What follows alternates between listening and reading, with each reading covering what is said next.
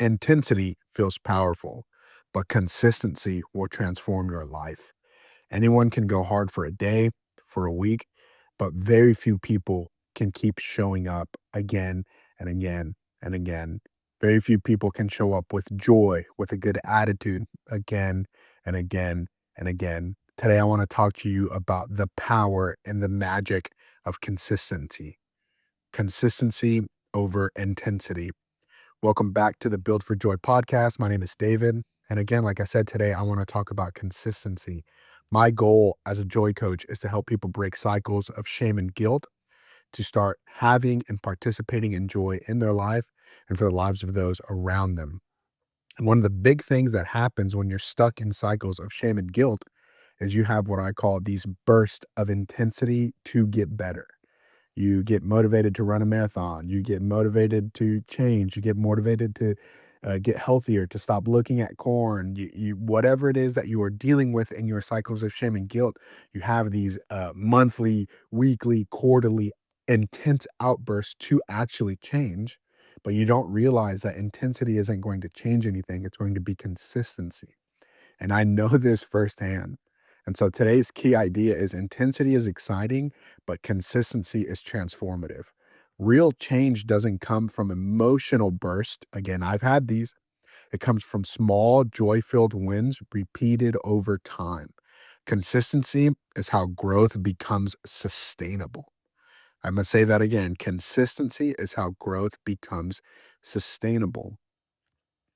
Even as I am changing, right? I cannot coach others. I cannot help others if I myself am not being helped. And one of the things that I'm constantly changing is the narrative that I'm not a disciplined person. This has been a thing that I always say about myself, think about myself. And though I may not be the type to get up at 5, have a workout routine, have all these things, there is a few things that I can consistently do to win in my day, to win in my life. So again, the key idea today is consistency over intensity. Again, usually you will have these emotional, motivational bursts to go do something, but can you keep showing up? And for me, that was stuck in cycles of shame and guilt, I couldn't keep showing up. I want to give you 3 things to help you make the shift from intensity to consistency. Intensity impresses, consistency transforms. Who are you trying to impress? Maybe yourself, maybe someone else. Maybe you're trying to hide something. So I'm lying again in my shame and guilt. There was a lot. I don't know why, but I would always lie about the stupidest things, about small things, about big things. And I would have these emotional outbursts to try to impress other people, even myself. But it's been the consistency that has transformed my life. Big efforts feel heroic, but they rarely last. Big efforts feel heroic, but they barely last. Small, consistent wins quietly reshape your life. It has been the turning off my phone when I say I'm turning it off. It has been not taking my phone with me to the restroom. It has been the way that I talk to myself. These are a lot of things that people don't see, but they have been the small things that transform my life, that I've been able to shatter shame and guilt and pursue joy because of the small little things that I win. We'll talk about this maybe in another episode, but one of the things that I've set up very hard on my phone is at 6 p.m., everything but text, music, and phone calls shuts off on my phone. Why? Because I want to make it easier to not get distracted. And if I can just get rid of the distraction, I don't have to wrestle with it all evening or all day. So again, intensity impresses, consistency transforms. Consistency, this is point number 2. Consistency will protect your joy. Intensity often runs on pressure and adrenaline, or for me, it was shame and guilt. Consistency, when paired with joy, runs on rhythm, and rhythm prevents burnout. You've all heard probably that atomic habit saying, you don't rise to the level of your goals, but you fall to the level of your systems or your rhythms, or if you're a Christian, your liturgies, your habits. And so, why do you think the first thing you do when you wake up is look at your phone? Why do you think whenever you're feeling low or stressed or pressured, you run to unhealthy habits. It's because you have created consistency to protect yourself, but you can build consistency to protect your joy. I talk about this a lot, this idea of self sabotage versus self preservation. Self sabotage is going on a binger and ruining and wrecking your life. Self protection is you have things that keep you comfortable, but you keep doing them. You can change them to build more joy in your life. So, again, when you feel low, you're running to things. When you feel stress, when you feel anxiety, you're running to the things that you consistently do. Are they helping you protect joy or just protect comfort? You are the one that gets to decide these. You are the one that gets to decide what you're doing consistently. Again, we talk about this a lot. You can architect your life. You can architect the things that you do over and over again. You can't just let life happen to you and expect good things to happen. You can't just let life happen to you and expect to change. You're the one that has to take control of your life and build consistency and stop chasing intensity. Intensity is good. It's not a bad thing. We can use it for momentum. We can use it to start something cool, but it is going to be consistency that transforms your life, which if you're like me and you're dealing with shame and guilt, you're dealing with pressure and anxiety, the thing that's going to help you is deciding the things you are going to be consistent about. Stop letting life happen to you and you decide where you're going to take a life. The last tip I want to share with you is consistency keeps you in the game. Most people don't fail, they just quit. Joyful consistency keeps you coming back tomorrow and tomorrow and tomorrow. And this is where change compounds. One of my favorite high school teachers used to say, practice doesn't make perfect, practice makes permanent. Practice doesn't make perfect, practice makes permanent. And I want to pick the things that I'm going to practice over and over and over again so that they become permanent in my life. Again, I think I've talked about this a lot, but again, it's about reminding you and repeating to you the things that we have to be practicing. Your joy, your emotions, your anger. What are you running to? What are you doing when you're low? What are you doing when you're tired?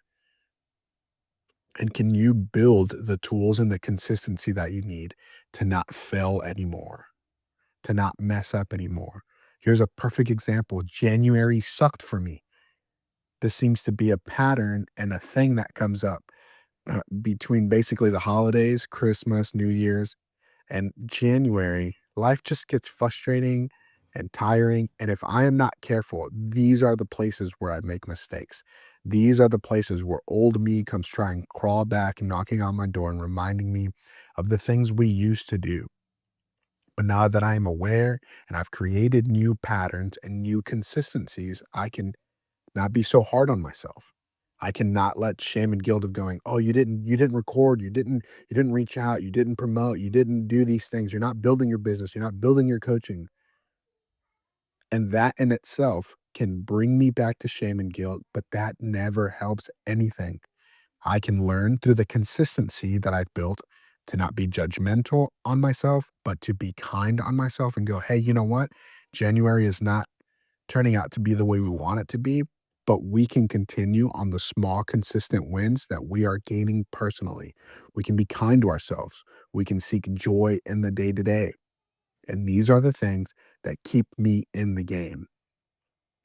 I want you in the game of life. I used to think that in order to be disciplined, in order to do these things, there needed to be this big purpose in life. Can I tell you that the big purpose in life is life? The big purpose, the big art is to live a good life. And so maybe you're listening to this and you're going, I don't need to be consistent. I don't have really this big thing to live for. This is for artists. This is for musicians. This is for entrepreneur or whatever. Can I tell you that your life will start to be more about life when you start picking and choosing the things that you want and doing them consistently? You want to be healthier. You want to be more full of joy. You want to kill bad habits. then start doing the things consistently to get rid of those things. I'm going to leave you with this last quote. It's a proverb, a life proverb that a lot of people say. Slow is smooth, smooth is fast. Slow is smooth, smooth is fast. We're looking for consistency, not intensity. Do it slow, do it smooth, boom, it'll be fast. Slow, smooth, smooth is fast. This has been David with another episode in the Build for Joy podcast.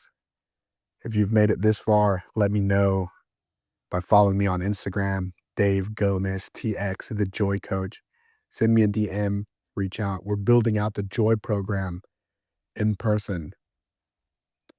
As you're listening to this and you're following along, this is what we're doing. We're building joy. We're breaking patterns of shame and guilt. We're breaking intensity to be consistent. And can I tell you that on the other side of consistency is the person that you have always wanted to be. But again, slow is smooth and smooth is fast. And we do that. Before we end, I want to give you maybe 2 or 3 questions that you may be having, because as a cynical person that's living in shame and guilt, you're always questioning things and you're going, I can't do this. I can't do that. Here's a couple questions that you may be, listener questions that you may be coming up with in your cynicism and your, again, I'm not calling you out. I just know because I've lived there myself. What if I feel unmotivated? You're talking about consistency, but I need motivation. Consistency doesn't wait on motivation, but joy can give you the reason to keep showing up. Do you have kids that you need to keep showing up for? Do you have friends that really need you to pull up? Maybe even yourself. Can you begin to befriend yourself and start saying, dang, I really need to start showing up just for myself? This is your motivation. Your motivation is to break the cycles of shame and guilt, to be a better husband, to be a better father. The motivation is there. You've just toned it out to live comfortably. The motivation is already there. You just have turned down the volume and turned up the noise of just shame and guilt, of laziness, of unmotivation. It is there all around you. Even turn this episode off. Don't turn anything else on. Take a moment, take a deep breath, and start to realize that your life alone, friendship and kindness to yourself alone, is the motivation you need to make these consistent changes. Isn't intensity necessary sometimes? Yes. I guess I have ADHD to some extent, and I'm constantly changing hobbies. I'm constantly doing something else, getting motivated, pouring a bunch of money into cycling, pouring money into becoming an artist, and to DJ, into podcasting. I'm constantly getting these intense things, and that's cool. I've even learned to be kind to myself about that. But that usually, as an adult, I'm learning that doesn't do anything. It burns out. The intensity stops. I should be looking for consistency.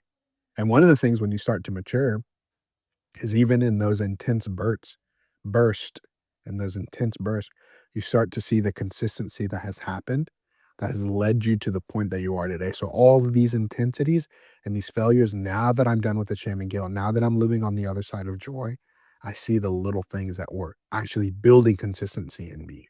So even we'll save this for another episode, but even not everything is lost once you get on the other side of being healed. The last question you may have is, how do I stay consistent in the long term?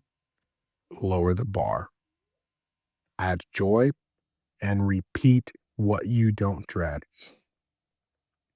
Uh, uh, I love making a good cup of coffee in the morning, specialty coffee. It's one of my favorite things. Smell that. Guess what I do every morning?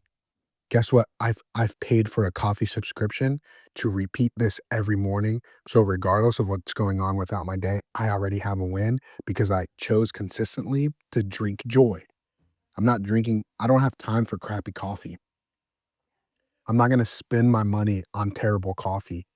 Why? Because I want to drink joy. Doing a pour over, grinding my coffee, setting it on the scale, boiling the water. These are little things that I'm prepping that as I drink the coffee, It's bringing me joy, and I do that every day. Not it's rare that a day doesn't go by that I don't make coffee in my house because this is a thing that I wanna consistently I even if the rest of the day sucks, I have one win. Start repeating what you don't dread. That is the way to long-term consistency. Of course, there's things that you gotta do that you're not gonna like. This is not about that, but you can start doing the things you do like. It'll help build consistency in you so that you can start doing the things you don't like showing up when it's hard, showing up when it sucks. Intensity makes for great stories. Consistency builds great lives. Small wins done with joy change everything.